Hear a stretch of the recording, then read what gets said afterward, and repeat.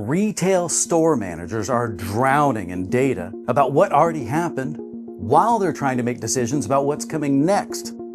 Sales reports from last week, labor costs that are already spent, customer feedback that's now days old.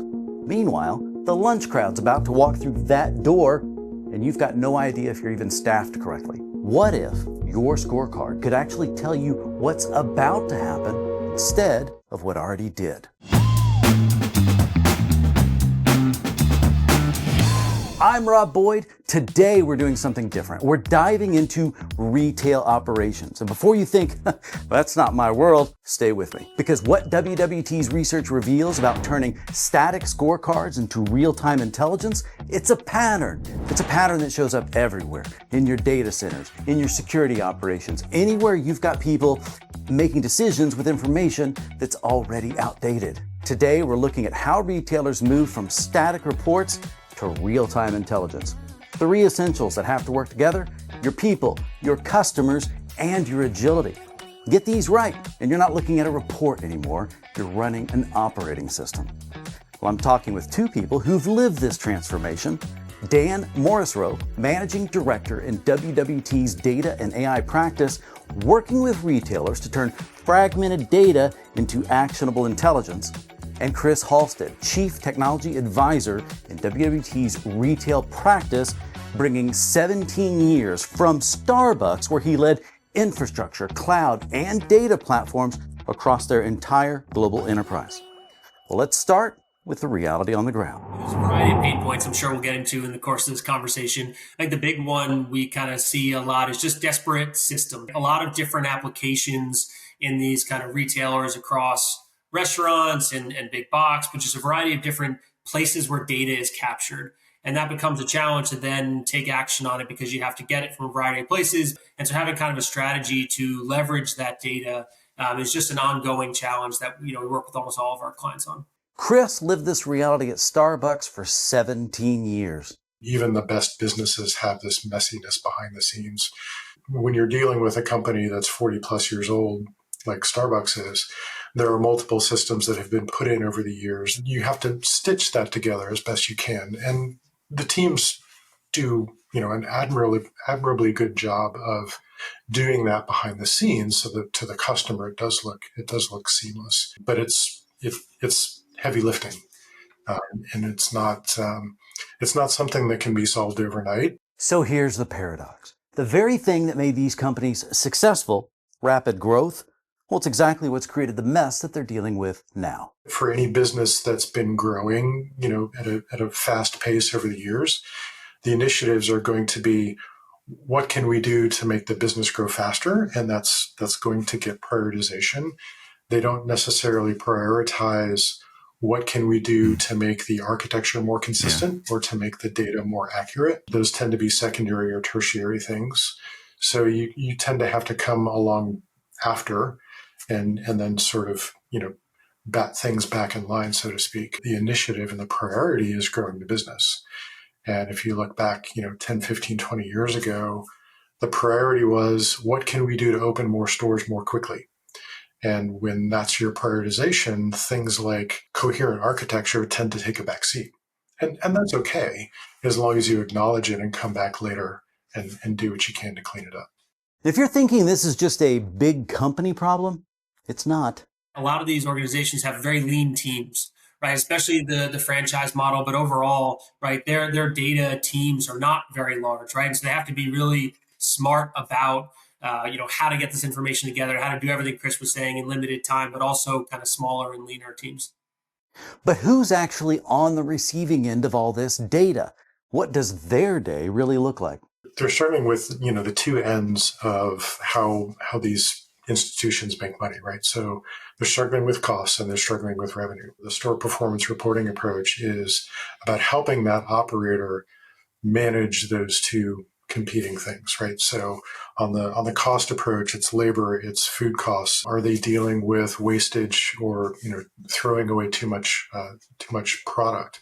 And then on the customer side, it's what does their customer satisfaction look like? Are they getting the right number of visitors into the restaurant? Are they using offers the right way? Those types of things. So It's pulling all those things together so that they can manage that institution in the most financially advantageous way.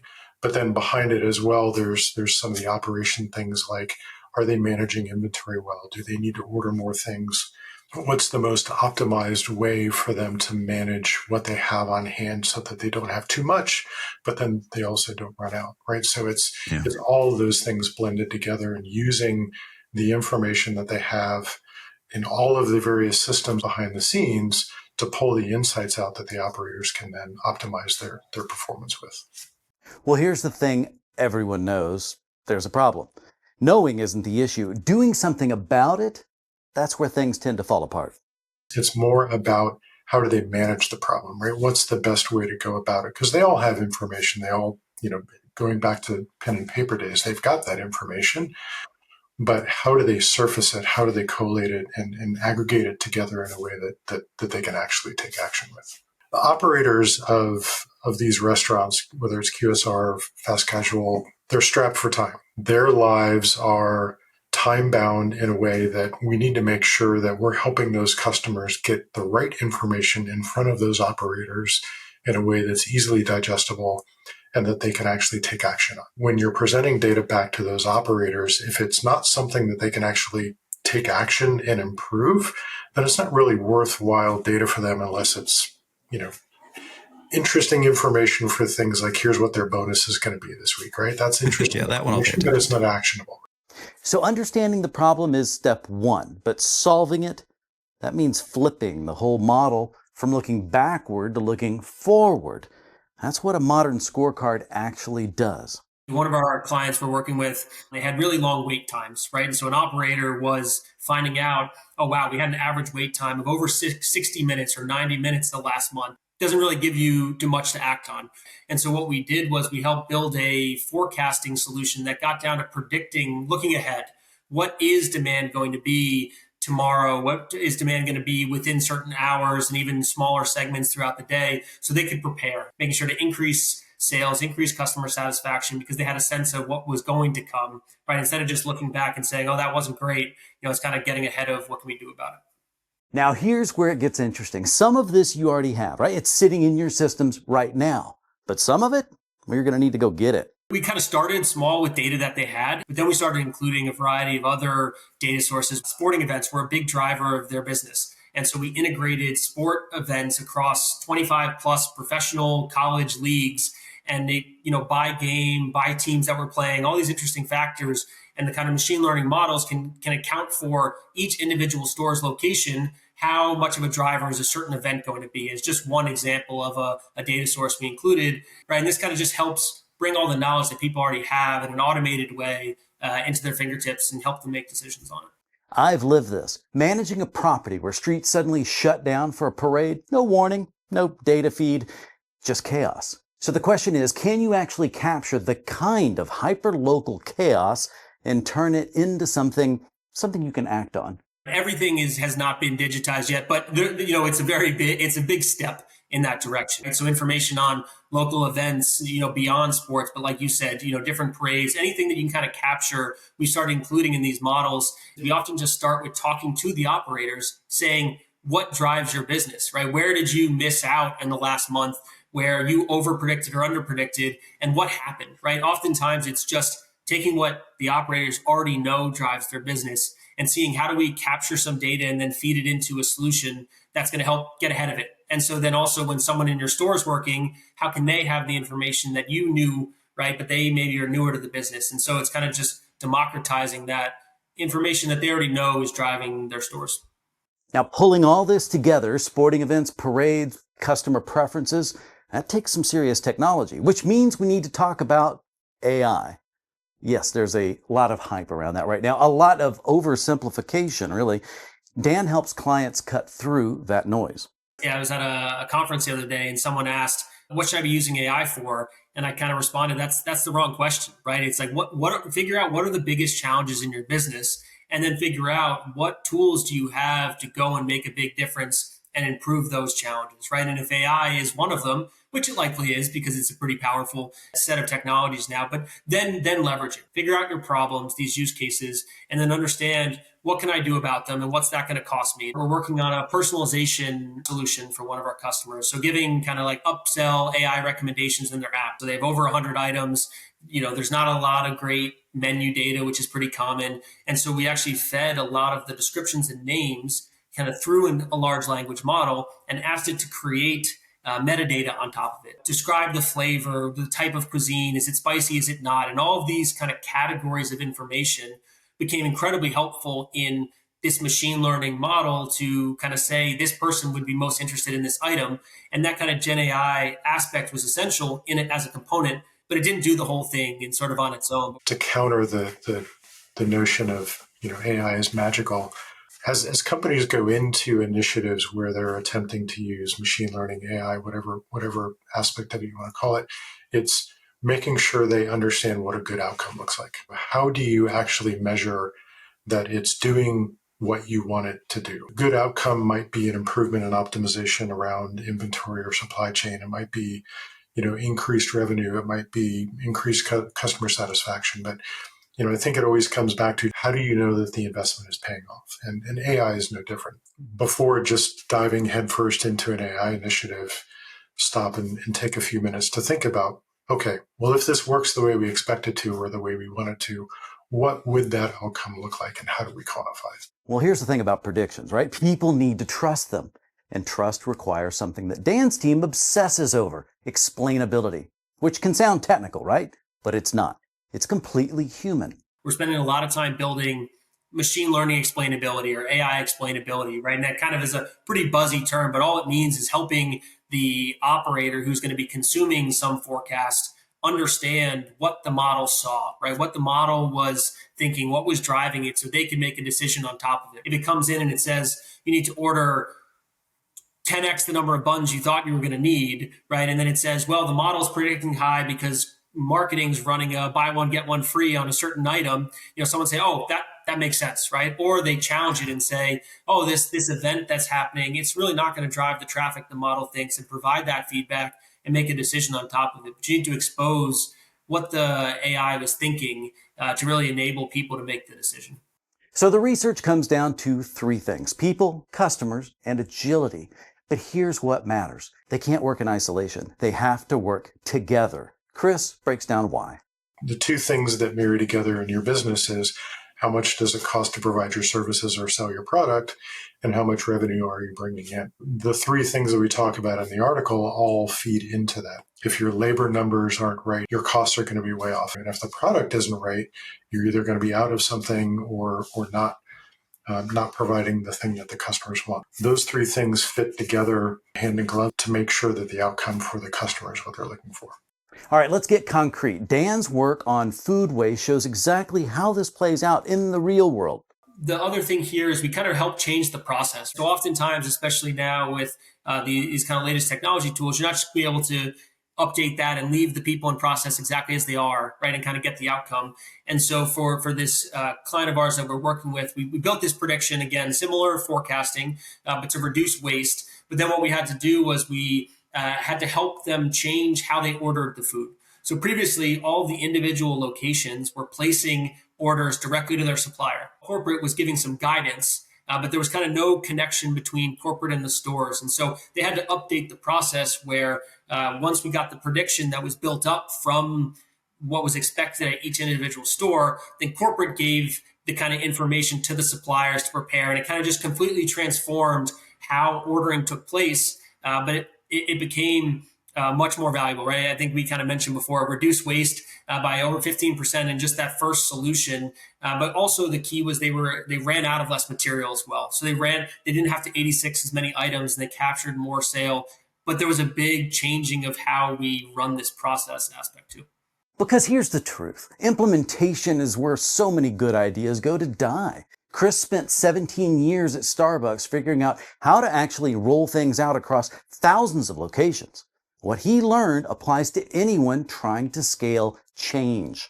The key thing that we found was the store operations team basically managed a pulse of the store calendar. By doing that, they were able to put quantification around what impact to the store would look like to things that were rolling out. So whether it was an update to the POS or a change in how inventory processes were being done, or maybe it was a new promotion or a new limited time offer type of thing. So they managed that schedule very tightly, and there were very well defined and constrained windows of when new things could be rolled into the store. The problem that you run into is it's very easy as a technologist to think about, oh, well, it's this simple thing. How hard could it be, right? We'll just make this change.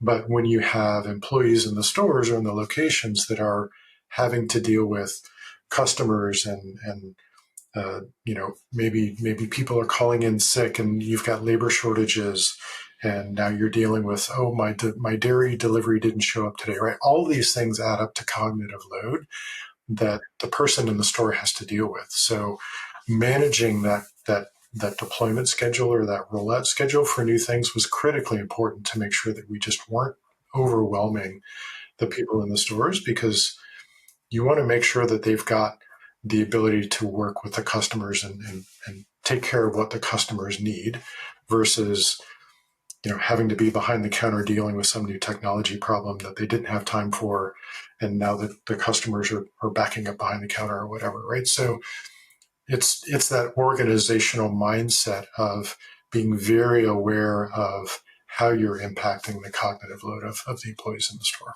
For all of our projects, we make sure that we have a representative group, but people who are going to be consuming and using the solution as part of the design and the build out and the testing, right? We often, we write it in our contracts now, right? We won't work on this unless you give us access to these people, right? And we kind of can build this in a way that we know it's going to be valuable, because we've all seen enough, technology built by the technologists or in a room without the users, and then you hand it to them and you haven't factored in at all how they do their job, or do they want it, or does it make their life easier, right? You really have to kind of have those difficult conversations and learning as you're building. Otherwise, it's just not going to move the needle. We never wanted the folks in the stores to say, what is tech doing to me versus what is tech doing for me? So if you're seeing these patterns in your own organization, where do you start? Well, the answer is simpler than you think. Prioritize a component of that. First, figure out where are my biggest challenges, right? Kind of, again, it goes back to quantify where the opportunity is. So again, is it wait times? Are you losing sales, or customers getting upset because you have long wait times?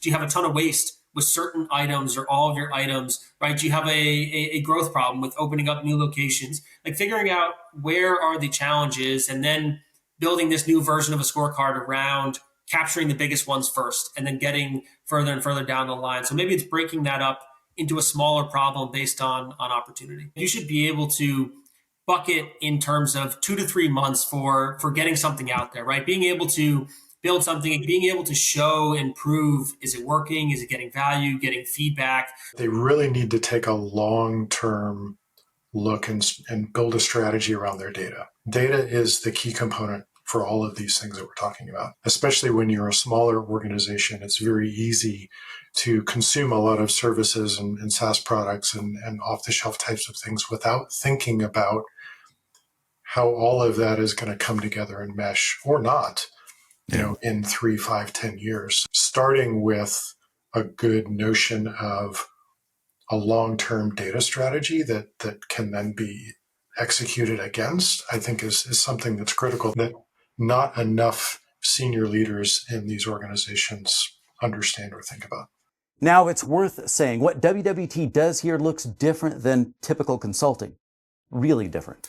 Yeah, I really think we're differentiated in our end-to-end capabilities. We really can help figure out what are the problems, helping kind of do the strategy and kind of figure out those use cases, where your opportunity is, but help quantify it and turn it into a roadmap in a way that we're willing to be the ones on the hook to go develop and build it. And that can go across a variety of technologies, which again is a real differentiator, right? It can be kind of in building data and AI solutions. It can be building software applications. It can be setting up cloud environments, security, automation. And so we're willing to, help figure out what do you need to go solve these problems. And here's a plan to go do it. And if you do it on your own or with someone else, that's great. But if you wanted to do it with us, right, it's going to be a real plan, and and again, that's not always the case. That a lot of our customers come to us after they kind of have these grandiose plans that are not necessarily going to come into fruition. In the role that I'm in, I'm not incentivized to sell a specific product or a particular service. My role is about helping the customers succeed. So the way I tend to approach the conversations that I have with leaders at customer companies that I work with is, let's talk about what your business problems are. I don't want to talk about technology. I want to understand, what is your business strategy? Where are you falling short in achieving those objectives in your business strategy? And then we can begin to then dissect and dive into what is the technology that's either falling down or not supporting that strategy that we can help to shore up. Recently worked with the chief growth officer of a relatively small growing restaurant out of the Southeast, and started to have this conversation with him. He said, wow, he's like, every time I talk to a technology person, they want to talk to me about a particular technology thing. And he's like, this is the first time I've ever had a conversation with somebody where they've asked me, what are your business objectives? What is your long-term strategy, and how are you aligning what you're doing as a technology organization to support those strategies? I think that's the secret sauce, I would say, of how we approach things at Worldwide, is coming at it from how are we helping them achieve business objectives versus, can we just sell a widget, right? Selling a widget is great, but selling a widget doesn't build a partnership. Store managers reading last week's data where they need to act on what's happening in the next 2 hours, that's the disconnect we're trying to solve. Look, transforming these scorecards comes down to 3 things: your people, your customers, and your agility. And here's the key: they can't work in isolation. They have to work together. But what does that actually look like? Modern scorecards can predict staffing needs down to 15-minute intervals. They connect operational problems like a Wi-Fi outage directly to customer experience. They forecast at the hyper-local level so your inventory matches real demand, not last year's averages. Now, if you're thinking, this sounds great, but where do I even start? Well, the research walks you through exactly that. Start small, pick one pain point, and build a quick pilot. Prove the value, then scale it. That's the path from static reports to real-time intelligence. Here's what I want you to do. Go read the full research paper, Turning Store Scorecards into Actionable Retail Intelligence. It breaks down all 3 essentials, gives you the implementation framework, and shows real examples of retailers who've already made this shift. You'll find practical guidance and next steps that you can actually use. You can find everything at WWT.com. The full paper is there waiting for you. I'm Robb Boyd. Thanks for watching WWT Presents Research.